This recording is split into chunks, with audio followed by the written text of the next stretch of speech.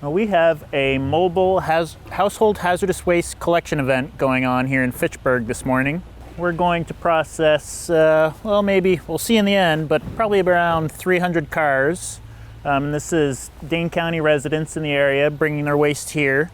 And we're sorting, segregating, packing, and shipping it out so it doesn't end up in the landfill.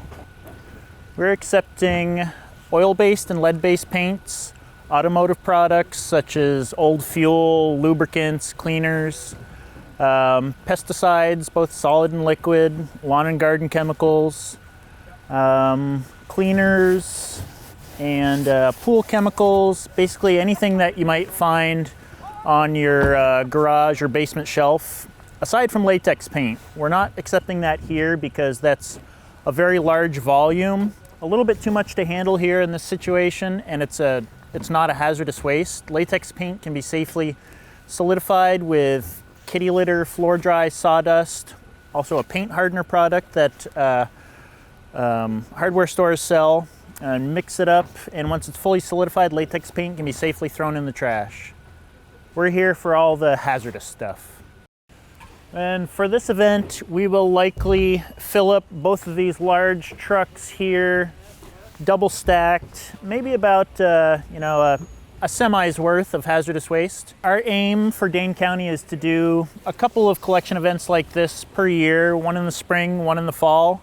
We charge our customers here for this service, and that goes to help offset a portion of our costs. This is heavily subsidized by Dane County to be able to have this program, but we do ask that participants help fund the program a little bit. You know, that $10 per carload is just a fraction of what it actually costs. I believe it's, I forget the exact figure, but probably somewhere upwards of $100 per carload for manpower, disposal costs, overhead. So yeah, that $10 fee helps us offset some of those costs a little bit. Depending on what it is, some things get processed differently. Any flammable liquids, they all get consolidated and bulked together into drums. Those drums go into a large collection tank, and it's blended to use as an alternative fuel source for places like cement kilns. Batteries, rechargeable batteries, get recycled. Some of the other things like acids and bases, corrosives, they get neutralized and sent to wastewater treatment. And pesticides and herbicides, those are generally incinerated.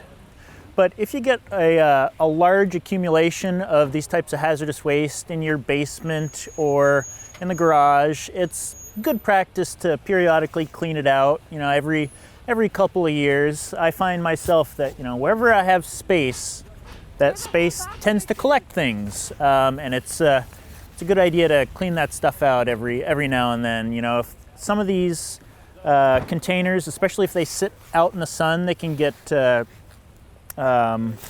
dry rotted and checked and cracked, so you could pick up a plastic container and it could just disintegrate on you.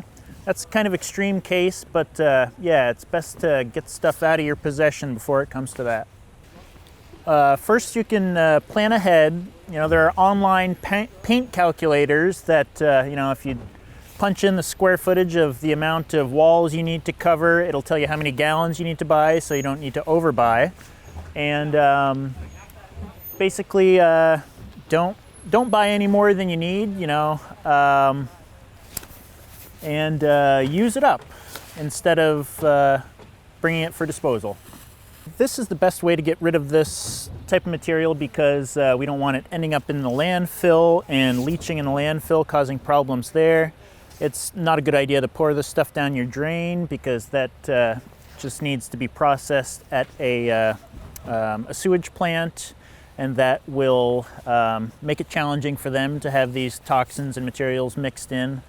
And a lot of these storm drains, they go directly to our lakes and rivers, so bringing your chemicals in here helps to divert that out of our lovely lakes and streams and into the places where it should be.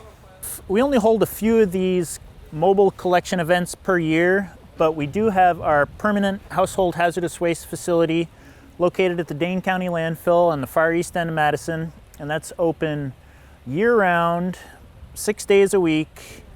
So you don't need to wait for one of these events. You don't need to sit in line here.